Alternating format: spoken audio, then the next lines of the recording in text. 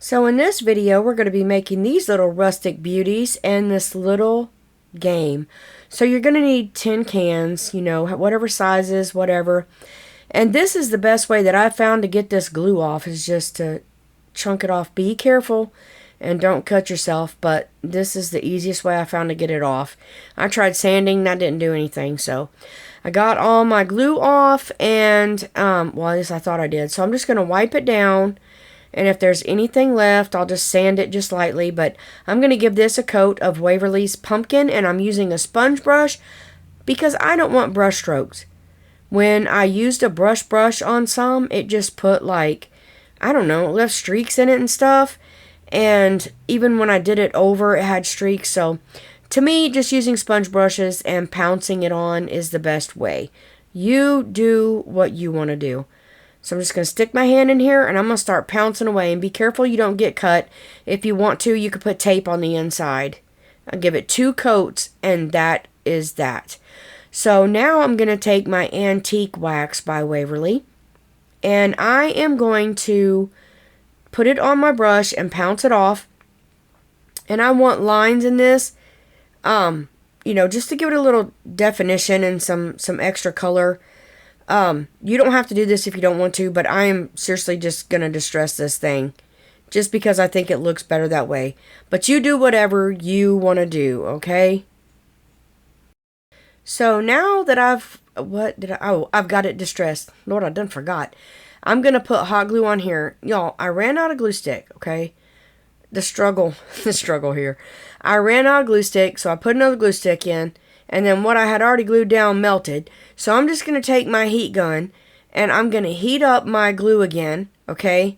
And make it all sticky because part of it was dried up because of its tin can. It was cold and the rest of it, you know, just, I don't know. But anyway, be careful you don't get burned because the can does get hot. Then I'm going to throw my moss up there. This is just moss I actually buy it at Hobby Lobby because I get better deal, but you can find it at the Dollar Tree too. And then I've got this pitberry, and I honestly don't know if I got this at Hobby Lobby. You can find some at the Dollar Tree most of the time. Personally, I get it when it's on sale. You know, they always have this 40% off, and in their Decore. So I'm just wrapping it around my finger for the big one. I have 2 smaller ones I'm working on. I'll show them later, but I'm just going to take my wire cutters and I'm going to cut off. And this is going to be my tendrils. I'm pretty sure that's called tendrils. I think. It sounds good to me. So I'm just going to glue these little quirky things down. And I'm going to put a butt ton there. And I'm just going to stick my stem on there and push. Now you have to hold this for a minute to get contact. There was a little bit of glue smushed out on the side. So it was just a perfect opportunity to throw my little leaves down on there. And there you go. These are just leaves. You can get them at the Dollar Tree as well. That's that. And I don't know why I was trying to cut that with them clippers. That was so dumb.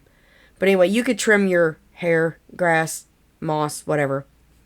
Okay, so I did this and I thought, you know, it's rustic. It looks good.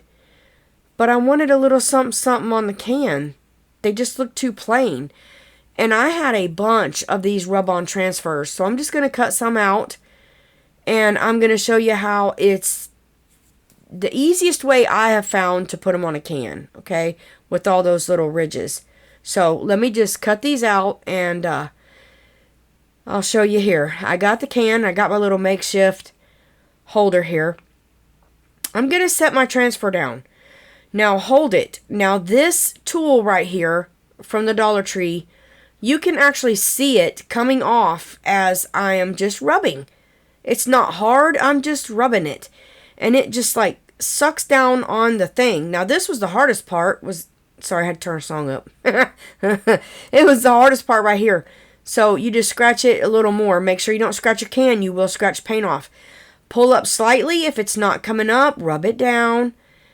And when I pull it up, I'm just going to take my finger. Don't rub, just push, pat down because you'll rub it off. Just pat it down and give it time to dry. So I'm going to randomly spurt these, or randomly in spurts.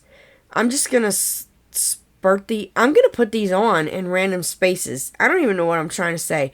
This is a small one. Okay, this was 2, and I thought I could what am I going to use it for? So I'm going to put one on, and you can actually layer these on top of each other. After I got out of my wild tangent, I know what I'm saying now. And I'm just going to set the second one, which is a little smaller. Don't rub your transfer that you already got, and then push it down, and that's that. So I'm going to do this randomly all around my can. So this is what it looks like randomly all around your can when it's in spurts or spurted on there or whatever I'm trying to say. You get what I'm doing. Ain't it purty, y'all? I love it. Okay. So now the second one, I have a ton of these things because I used to buy all the die cuts. So this is a little one. So I've got the Celery Waverly chalk paint that I absolutely love in the fall.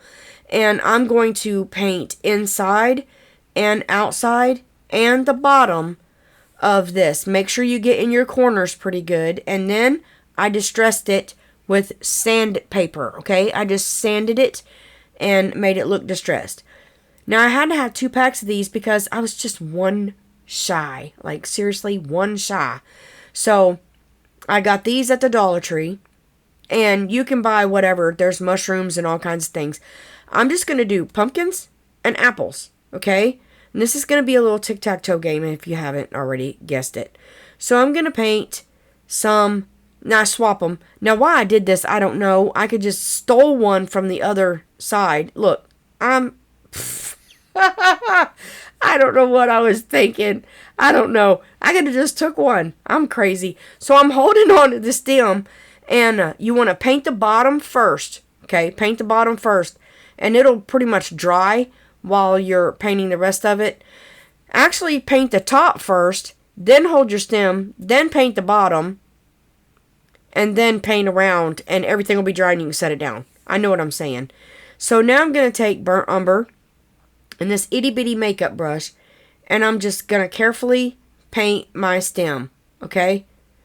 I'm going to do that on all those. That's a no-brainer, just painting the stem. Now, I'm going to put some little dimension on my pumpkins here by putting a little bit of dry brushed lines on here. You don't have to do this if you don't want to.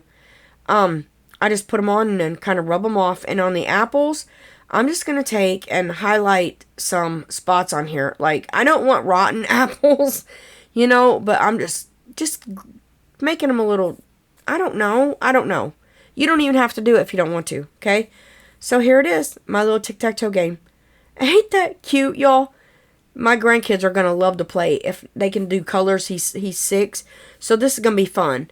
So there they are, my little rustic pumpkins. Those are the 3 that I did. They are so stinking cute. And then my tic-tac-toe game. I would say these were some pretty cute recycled ideas.